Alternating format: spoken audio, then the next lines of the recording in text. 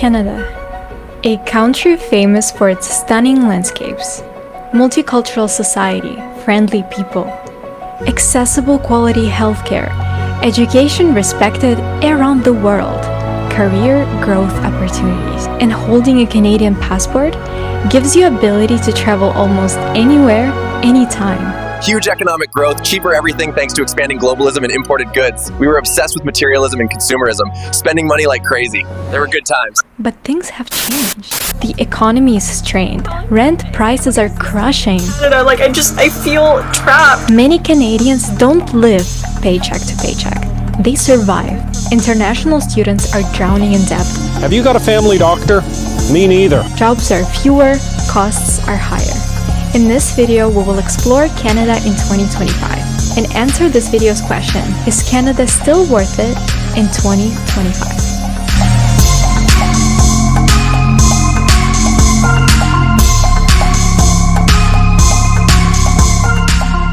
I myself immigrated to Canada in 2022 with a picture in my head that drastically changed when I actually arrived.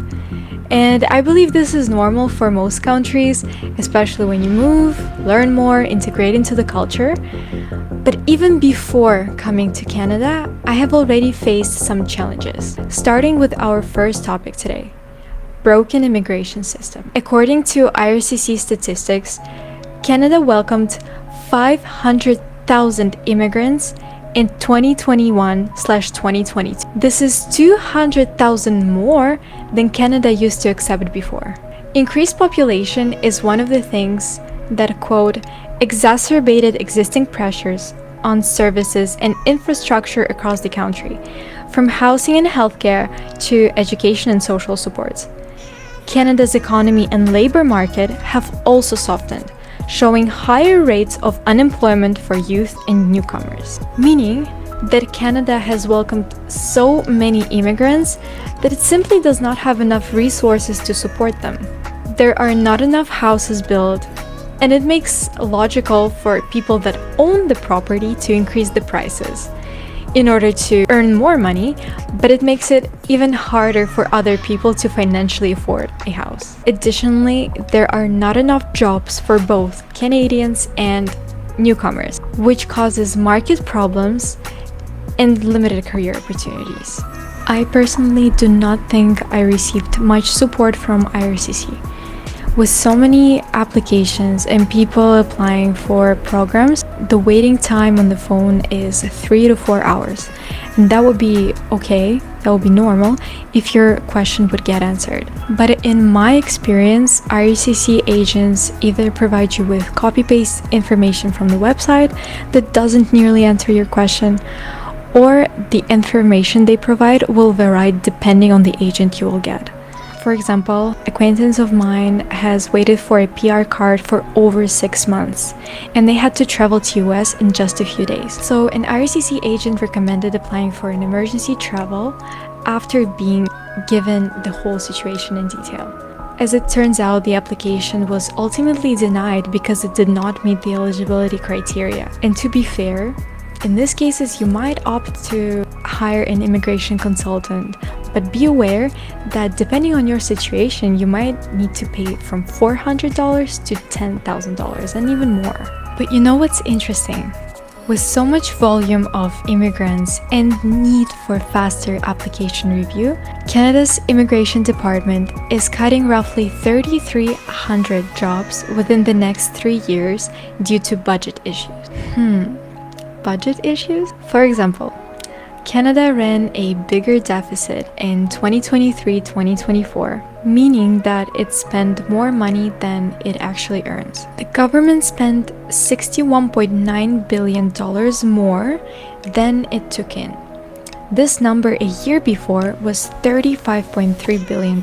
This is a 50% increase in spending. As of March 2024, Canadians' national debt equals $1.24 trillion, which is about 42.3% of Canadian GDP. This means that country owes more than 40% of what it produces in value each year. If this trend continues, it will put more pressure on people, because government will look for ways to find money, maybe through new programs, increased taxes. Canadian government is slowly running out of money. So back to the immigration topic. This shortage of staff will make only 7,000 people reviewing almost as of April 30th, 2025, 2,041,800 applications, wait for it, received yearly. What should people do if their application is still in progress? They're just tied to waiting and having or living on whatever status they have in Canada currently. But just imagine working or living in Canada for 3 years, contributing to its economy, just to receive a refusal. Well, this is actually happening to people. After waiting for more than 2 years for my application to be processed, I got a refusal letter this morning telling me that my application was refused. Another acquaintance of mine applied for a visitor visa before her one expired. So by the time she received it, it was valid only for 1 month, so she had to reapply almost immediately. Refusal or not, people still wasted a couple of their years, and now they're being forced to leave the country and start over somewhere else. This is incredibly hard for elderly people. I know many people who have applied for Canada's humanitarian and compassionate program. As of November 19th, 2024, Canada received 45,000 applications. However, IRCC has recently reduced the quota from 45,000 to 10,000. So that could potentially mean that the rest 35,000 applications may receive refusal. Given how long these applications take to process, they will spill over to other years. So applications received in 2022 will be reviewed in 2023, 2023 and 2024, and so on. This backlog will take years to resolve. The HNC program exists specifically for people that have no other way to remain in Canada, so they cannot apply for any other programs. This makes things even more concerning. However, on the bright side, we can see that Canada is trying to include new plans, approaches to combat these challenges. For example, as stated on the official government website of Canada, in response to growing pressure on housing, healthcare, and infrastructure, Canada has announced a major shift in its 2025-2027 immigration levels plan. For the first time in years, the government will reduce its permanent resident targets from 395,000 in 2025 down to 365,000 in 2027. With new levels plan, Canada tries to reduce temporary residents to 5% of the total population. Over 40% of new permanent residents will be selected from individuals already living in Canada, and the focus will remain on economic immigrants in high-demand fields, such as healthcare and skilled trades. Family reunification and refugee programs will continue, though with slight reductions. I don't think this was slight, but okay. The federal government says this pause is meant to stabilize population growth and ease the strain on public services.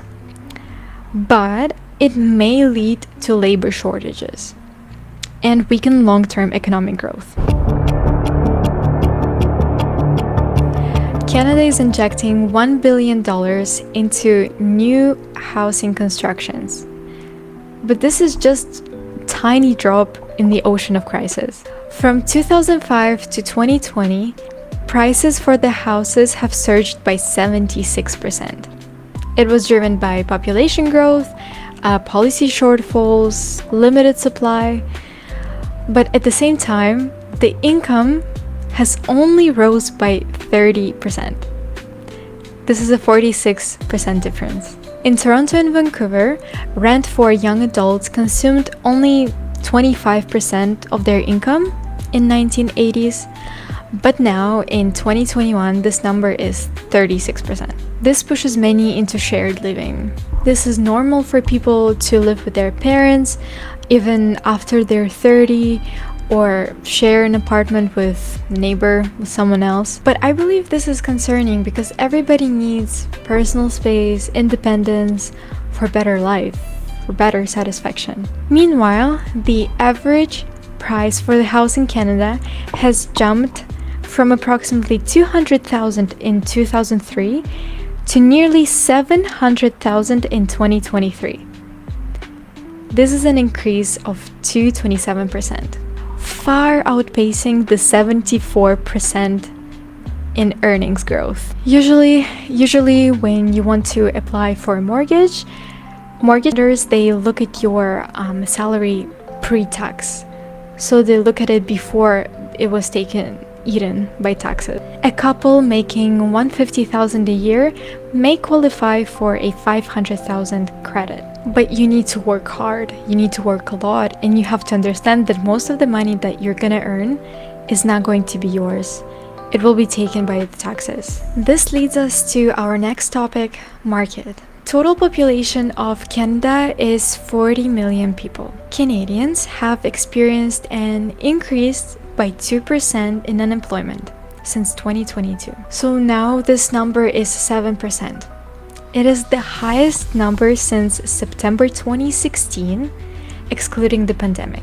So this is an increase of 13.8%, or 190,000 people are no longer employed. This shows that even more people are struggling to secure a job over the years. However, while older adults have only faced 2% increase in unemployment, the youth is being crushed. Only 54% of youth is currently employed, and other half, 46% of them, is unemployed. This is a 7% increase since 2023, and now it totals to 14%. When I came to Canada, of course, it was challenging to find a job, but I did eventually. It was in 2022 when almost 60% of youth was employed. Now this number is totally different, and I believe it's taking the opportunity from young adults to get some experience, save up for college, to pursue their goals. This is a very crucial time for them. On the contrary, 83% of older adults remain employed, but again, has also faced a 2% drop, or almost 1 million people since 2023. We have a Waterloo survey or study performed there, which shows that 40% of their graduating SYDE class were in US co-op jobs by the final placement, up from 30% in earlier terms. We see that many students, especially in the IT sector, are preferring US because they offer better salaries, better benefits, while Canada's market simply does not have the ability to do so. There's also temporary foreign labor. The number of temporary foreign workers rose from 356,000 in 2011 to 845,000 in 2021. This large increase has been driven primarily by study permit holders. It is easier and cheaper for Canadian companies to hire foreign labor for decreased price. There's also the US-Canada trade war has impacted businesses in Canada, leading to rising costs, a weaker Canadian dollar, a lower demand, and pricing difficulties. Business owners are concerned about economic uncertainty, inflation, operational costs, and cash flow issues. The unemployment rate has risen, consumer confidence has plummeted, and housing markets have been affected despite interest rate cuts from the Bank of Canada. Canada is often praised for its free healthcare, but it's not entirely true. It is getting taxed out from provincial and national taxes. While the quality depends on an individual doctor, the major problem is the accessibility. As of 2024, almost 6.5 million Canadians don't have a family doctor. And I was one of them for 2 years, while I relied on walk-in clinics, which worked fine, but then they either started to close or they stopped accepting the walk-in patients. So after I scrambled for a family doctor because it was hard given the shortage, it is still incredibly difficult to receive a referral. Doctors are very cautious who they provide you with referrals to specialists, given their shortage as well. So your condition has to be almost critical to receive one.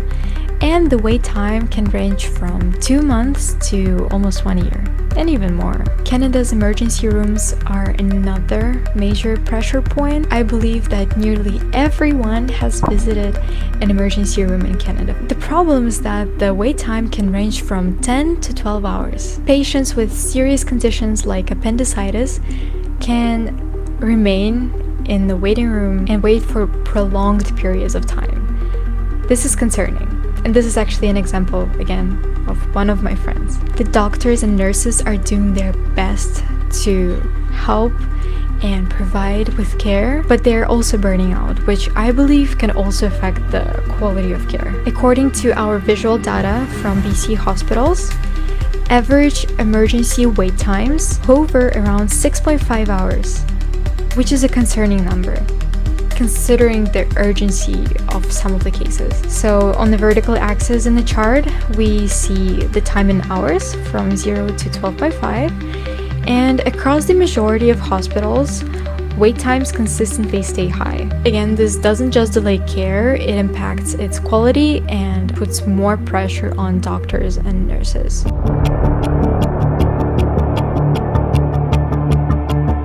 Despite the challenges Canada faces today, it still has many positive aspects of living here. The nature is truly breathtaking. I've been lucky to witness wildlife up close, bears, cougars, otters, and so much more. These moments make your days better for sure, and I don't think I could live in any other province in Canada but British Columbia. Canada also offers more possibilities than other countries. It has some programs like food banks, BC housing, recently came out with dental plan.